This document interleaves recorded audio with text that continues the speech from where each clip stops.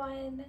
My name is Sarah Johnson and I am a pediatric occupational therapist and part of the infant development team here at Emerge Pediatric Therapy, and I am here today to talk to you about water play. Now, water play is a very common thing that a lot of us engage in, especially going into the summer months, whether it be playing at the pool, at the beach, outside in sprinklers. And today I'm going to talk to you about ways that you can introduce water play for your infant so that they can enjoy the activity along with you. So first I'm going to talk a little bit about the benefits of water play. Water play is fantastic for infants' development of their cognitive skills, their motor skills, as well as their imagination and attention to task. So the first thing that we really look for with water play is the development of cause and effect. And this is when the infant drops an object into the water or splashes the water in their hands, and the action they do causes a reaction. And that's something that's really important for infants to learn early on, that they are able to make something else happen with their motor movements. Another thing that water play works on is the development of a baby's visual skills. So this could be their ability to scan the environment, which is to look from one side to the other to find a toy. It also works on their depth perception. So being able to see an object that is under the water versus on top and be able to judge how far they need to reach in order to get the object. Water play also addresses fine motor skills, and those are those skills we typically talk about with pinching or using our hands to pick up objects. Water play can be a great way to work on this because objects are slippery, so it gives a little bit more resistance and can be a little bit trickier, but also can be very motivating for infants. So they might be more likely to want to reach and grab objects when they're floating in water. And finally, water play works on gross motor skills, especially if your infant is working on tummy time, sitting, kneeling, or standing during water play. Those type of positions can increase your infant's core strength and head control, as well as their ability to reach outside of their base of support, which is that small area around them. So there are many benefits to water play for your infant, and now I'm going to go over some easy ways for you to implement water play at home. So the first thing I'm going to talk about is water play for infants that are about 2 to 4 months of age. So these infants are starting to lift up their head in tummy time. Maybe they're starting to push up a little bit on their arms when their elbows are bent. And this can be a great way to incorporate water play into tummy time, especially if your infant is maybe not enjoying tummy time quite as much or kind of getting used to the routine and not engaging as much. So there's two things I'm going to show you for tummy time water play. The important thing to note about water play is that it should always be supervised. If for any reason you have to step away for even a second to grab something, please remove your child from the water so that they're safe during that short period of time, and then resume when you get back. So the first thing I'm going to show you guys is a tummy time water mat. So this can be a great way to work on tummy time. This is a pretty large one, so the infant can really have it on the ground. They can be laying on their tummy and they can be pushing it around. This one also has some shapes in it, so the infant can practice pushing them around in the water, working on some of that finger isolation for fine motor skills. But this can be something that you can get at your local store, get on Amazon, relatively cheap and kind of easy to keep around the house. So this is great for those young infants that are working on tummy time. You can also use this with an infant that's sitting, and they can either be sitting on it and engaging or sitting in front of it and reaching out for it.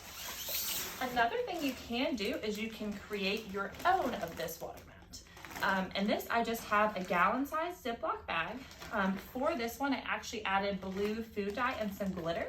Glitter can be very exciting visually for infants, so throwing a little bit of glitter in the bag can be fun as well.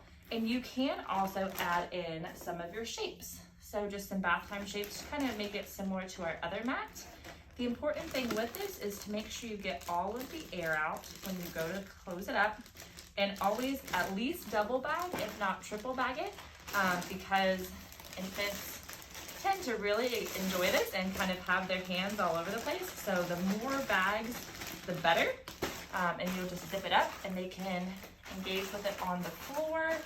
This can be a really fun one for really kids of all ages, but easy to change, easy to make.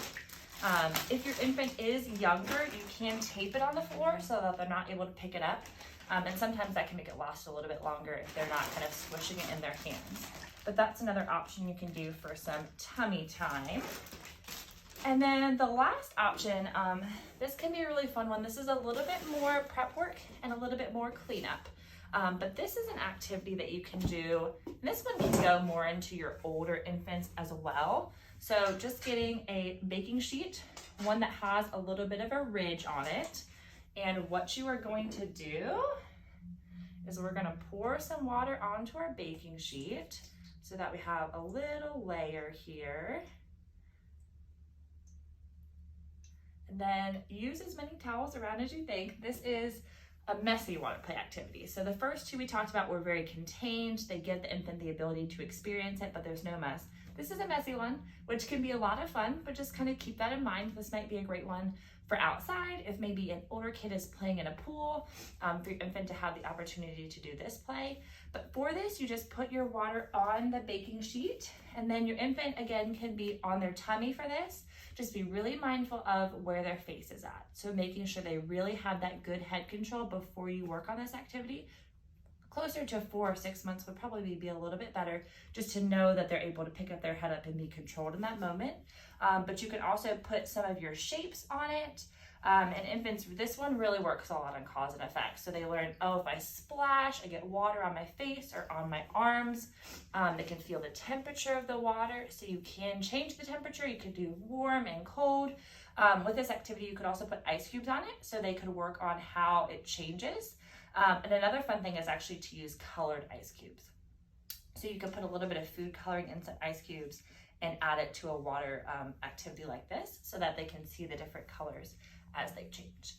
This could also work for infants that are sitting, just being mindful of kind of where they're at and what they're able to do at that point. So another thing we also can look at, which is kind of a little bit more water than our last one, is using a container.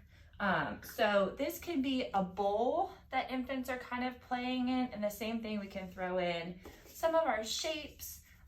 This can also be one that you use a lot of your kitchen utensils. So infants love to scoop if they're starting to work on some of those fine motor and hand skills. Things like a spoon, paintbrushes can be really fun, and then also cups.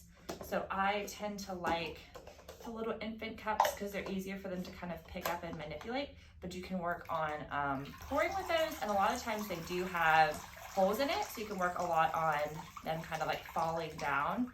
You can use a kitchen strainer depending on kind of the size you have. That can be a really fun one for infants. This can be really visually engaging for them, so they're learning, again, that cause and effect we talked about earlier, but also the visual of the water coming down can be very enjoyable for infants. So you can do it in a bowl where they're kind of sitting in front of it. You can also do it in a larger container. So something like this, kind of depending on the size of your infant, or a little bit bigger, and the baby could be sitting in it. So again, important for this one for your infant to be able to sit up very well, and really you being very close to them for safety during this activity. But this could be a great one just to kind of put your infant in and let them experience it on their body and on their hands. And they can work a lot more on pouring it on their body, which can be a good sensory experience for them to kind of learn the different things. There's a lot of bath toys out there that can be really fun for infants. Some of my favorite are having something that floats. So like, for example, a rubber ducky. Any toys that float give the infant the ability to visual track something that's moving. So to be looking at their environment, reaching for something, seeing that when the water moves, it moves farther away or closer, and having to gauge how far they reach for it. So floating toys can be a great option. It can also be fun to throw just some of your balls in there. So these are just kind of your Orbo infant balls, not necessarily meant for water, but you can throw them in there and look at the different sizes, and these actually float on the water for a little while, so you can kind of look at, oh, what happens with a big one versus a small one. These have holes in it so the infant can grab it a little bit easier, because sometimes bath toys are difficult for them to pick up. So this could be a fun way to just introduce water play and make it more successful for your infant at first if they're still working on some of those fine motor skills. And then another thing I really like is some of the little toys that you can put water in and squeeze. So those can be really fun to kind of shoot water out and just work on squeezing in general, whether or not you fill them up. Those can be really fun as well for infants.